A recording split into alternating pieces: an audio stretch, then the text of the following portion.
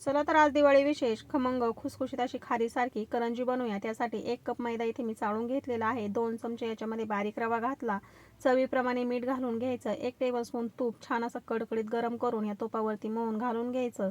तुपाचं मोहन मैद्याला चांगलं चोळून घेतलं की थोडं थोडं करत पाणी घालून याचा घट्टसर असा गोळा तयार करून घ्यायचा। एक अर्ध्या तासासाठी झाकण ठेवून हा भिजत ठेवायचा। त्या करंजी खुसखुशीत होण्यासाठी आपण इथे 1.5 चमचा तूप घेतलेला आहे। याच्यामध्ये 2 चमचे आपण तांदळाचं पीठ घालून घेऊया। हे छान असं फेटून घ्यायचं। अशा पद्धतीने ही पेस्ट तयार झाली।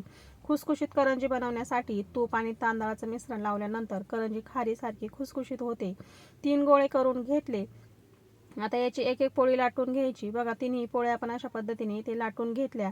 आता याच्यावरती आपण बनवून घेतलेलं तूप आणि तांदळाची जी पेस्ट आहे ती अशा पद्धतीने चोळून घ्यायची।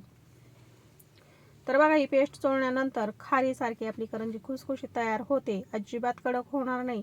आता तिन्ही पोळ्यांना अशा पद्धतीने आपण बनवून घेतलेली ही पेस्ट चोळून घेतली आणि आता आपण याचा एक रोल तयार करून घेऊया। तिसऱ्या पोळीवरती सुद्धा आपल्याला ही पेस्ट चोळून घ्यायची आणि घट्टसर याचा असा रोल तयार करून घ्यायचा आहे। अशा पद्धतीने करंजी बनवून बघा, खूप खुसखुशीत खारीसारखी अगदी ढिसूर अशी ही करंजी तयार होते। अजिबात मऊ पडत नाही, जास्त कडक होत नाही आणि शेवटची करंजी सुद्धा तुमची खुसखुशीतच राहणार। तर बघा, अशा पद्धतीने आपण हे कट करून घेतल्यानंतर असा गोळा ठेवून घ्यायचा। उभा मधोमध आपल्याला बोटाने दाबून घ्यायचं आणि पातळ असं आपल्याला हे लाटून घ्यायचं आहे। तुम्ही हवा असल्यास याच्यावरती मैदा सुद्धा टाकू शकता। मैदा टाकून सुद्धा पातळ असं लाटून घेता येतं।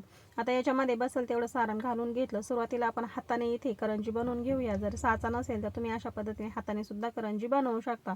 तर बघा, थोडंसं कडेने पाणी चोळून घ्यायचं, व्यवस्थित असं बंद करून घ्यायचं। तर जास्तीचं पीठ होतं ते मी चाकूने कट केलं। काठी चमचा घ्यायचा आणि त्याच्यावरती अशा पद्धतीने छान अशी डिझाईन करून घ्यायची। आता साच्यामध्ये सुद्धा आपण बनवून घेऊया। तर एक पारी आपण लाटून घेतली। आपण भरपूर असं याच्यामध्ये सारण भरून घेतलं, पाणी चोळून घ्यायचं कडेने आणि छान असं हे बंद करून घ्यायचं। साच्यामध्ये तुम्ही बघू शकता मस्त असं सारण भरलेली मस्त गुबगुबीत आपली इथे करंजी तयार झाली। आता ह्याच पद्धतीने संपूर्ण करंज्या इथे बनवून घेतल्यात। तळण्यासाठी आपण तेल ठेवले, गॅस कमी ठेवायचा आहे। कमी गॅसवरती आपल्याला ह्या करंज्या तळून घ्यायच्यात। गॅस फुल करू नका, कमी गॅसवरती छान अशा खुसखुशीत या करंज्या तळून घ्या। तर बघा, मस्त कलर आलेला आहे। करंजी आपण आता तेलामधून काढून घेऊया। अगदी खारीसारखी ढिसूर अशी करंजी तयार होते। या पद्धतीने करंजी नक्की बनवून बघा। तर मस्त अशी करंजी आपली इथे तयार झालेली आहे। तर त्याच्यावरती छान असे पापुडे आलेले आहे, तुम्ही बघू शकता। मस्त खारीसारखी झाली। मी तुम्हाला फोडून सुद्धा दाखवते। तर करंजी आपण आता फोडून बघूया आणि तुम्ही बघू शकता सेम खारीसारखी अगदी ढिसूर अशी आपली ही करंजी तयार झाली। तर ह्या दिवाळीमध्ये तुम्ही सुद्धा खारीसारखी खुसखुशीत अशी ही करंजी नक्की बनवून बघा। खूप सोप्या पद्धतीने आपण ही बनवलेली आहे। व्हिडिओ बघितल्याबद्दल धन्यवाद।